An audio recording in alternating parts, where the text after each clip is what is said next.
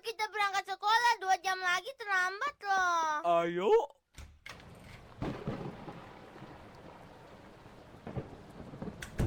Ya, hujan. Nggak usah sekolah deh.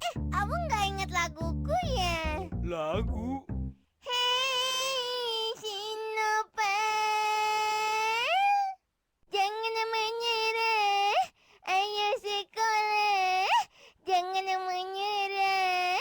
Karena hujan aja, bawa payungnya, pakai sweaternya, plastikin tasnya, jangan lupa doa. Shalalala, ya ya kudet. Shalalala, ya ya kudet. Shalalala, ya ya kudet. Jangan menyerah.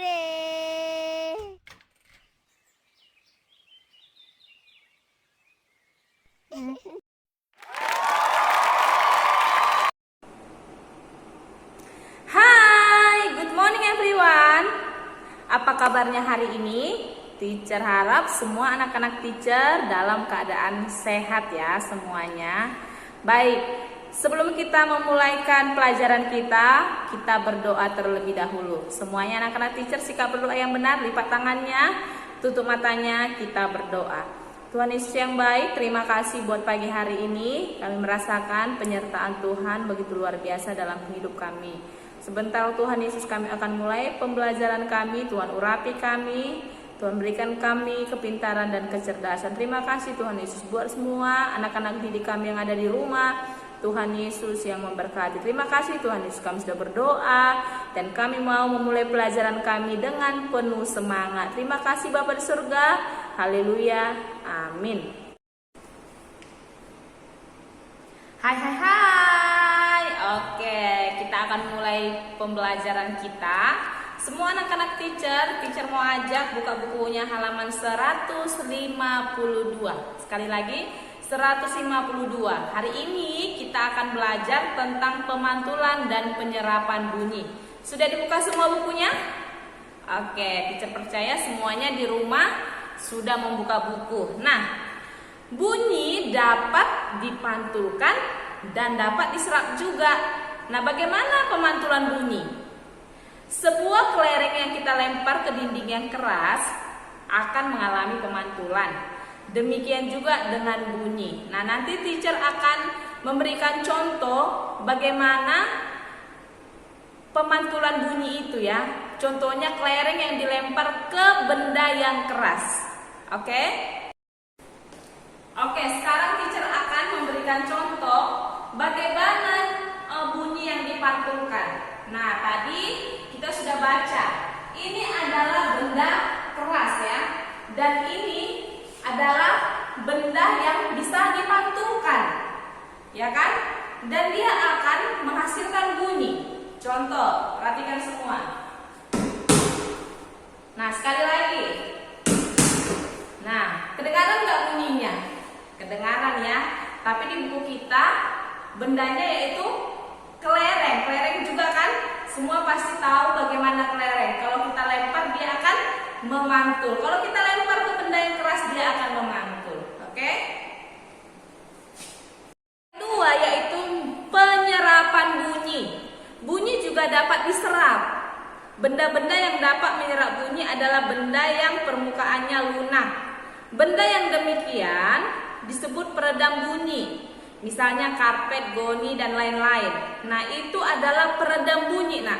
Nah, kalau anak-anak teacher pernah mendengar ada studio musik dimanapun itu, atau kamu pernah les musik ya, les musik yang mau les piano ya, les drum begitu. Nah, di ruangan itu di setiap dinding ada karpet untuk meredam bunyi supaya tidak keluar dari ruangan itu. Itu adalah peredam bunyi. Sehingga apa? Bunyi itu tidak keluar dari ruangan itu, hanya di ruangan itu saja bunyinya.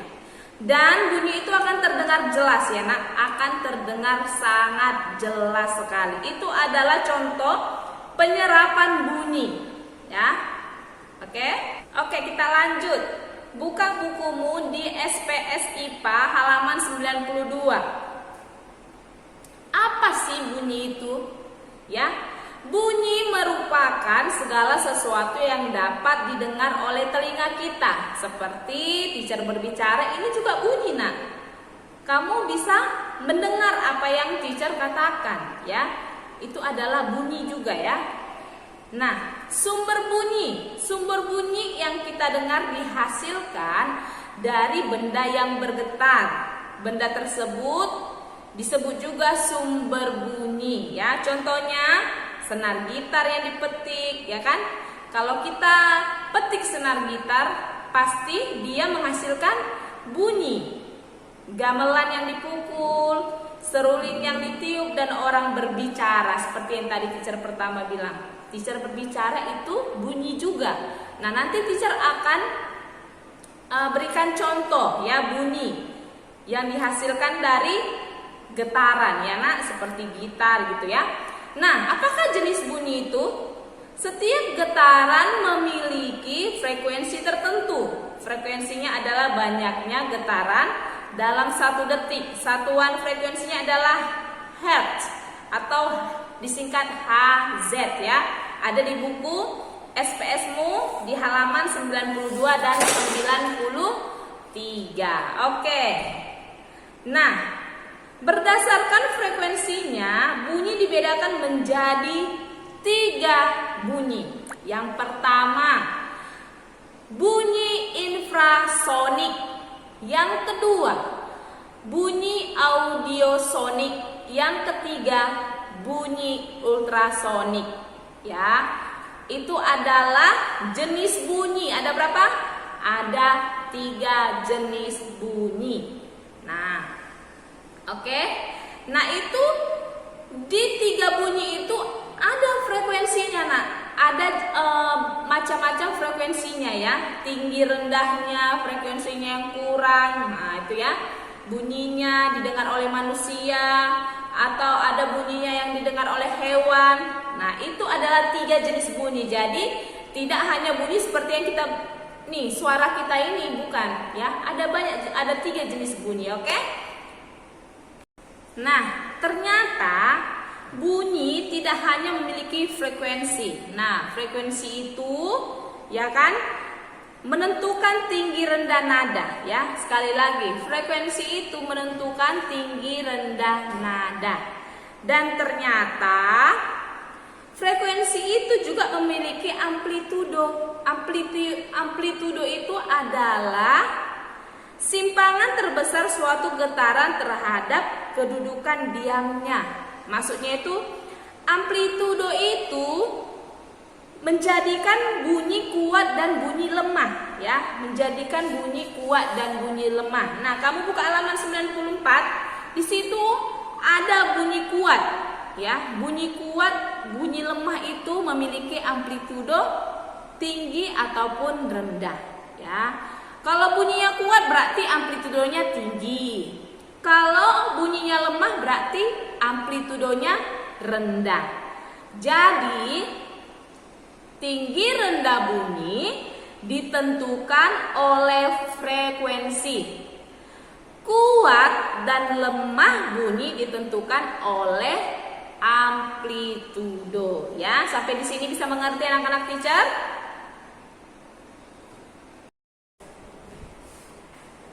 Oke, sekarang teacher akan memberikan contoh sumber bunyi yang dihasilkan dari benda yang diketarkan. Seperti di buku SPS kamu, kalau gitar dipetik, dia akan menghasilkan getaran. Nih contohnya. Nah, dari mana hasil bunyinya? Kenapa bisa berbunyi? Dari getaran gitar ini. Tuh. Karena apa? Karena senarnya teacher petik.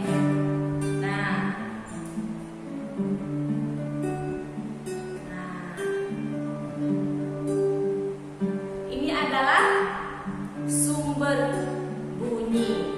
Oke? Dan bunyi yang merambat, ya, bunyi merambat. Nah, kemarin kita sudah pernah belajar bagaimana bunyi merambat. Nah, teacher kasih contoh lagi. Nih. Ini adalah bunyi merambat melalui apa?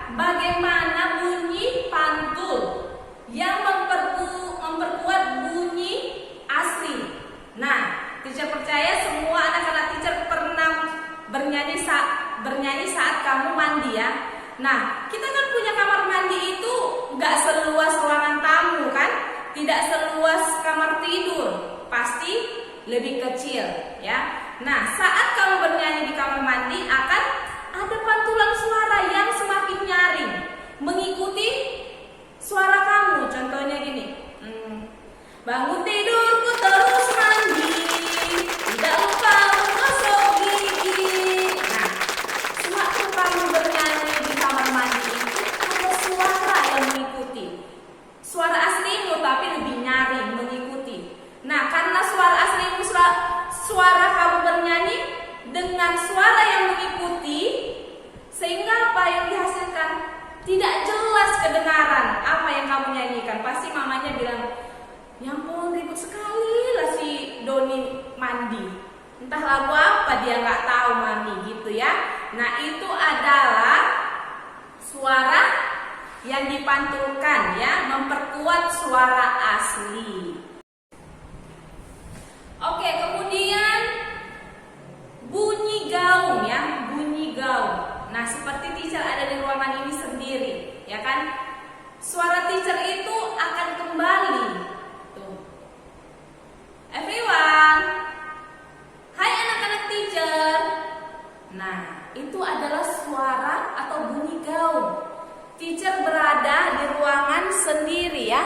Teacher berada di ruangan sendiri. Kalau kamu mau lihat nih, teacher berada di ruangan sendiri. Nah, jika ada orang yang lewat atau teacher yang lain lewat dari depan kelas ini, mereka akan mendengar suara teacher tapi tidak jelas karena dia kembali suaranya begitu ya. Jadi tidak jelas dia mendengar apa yang teacher ucapkan, tapi dia tahu ada orang di dalam ini, dalam ruangan ini karena bunyi gaung tersebut ya.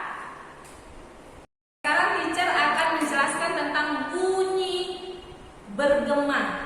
Ya, bunyi bergema itu sering terjadi di saat kita berada di bukit-bukit atau di lembah-lembah atau di gua. Ya mungkin karena kita masih kecil, kita belum pernah, tapi kita bisa pelajari anak-anak teacher.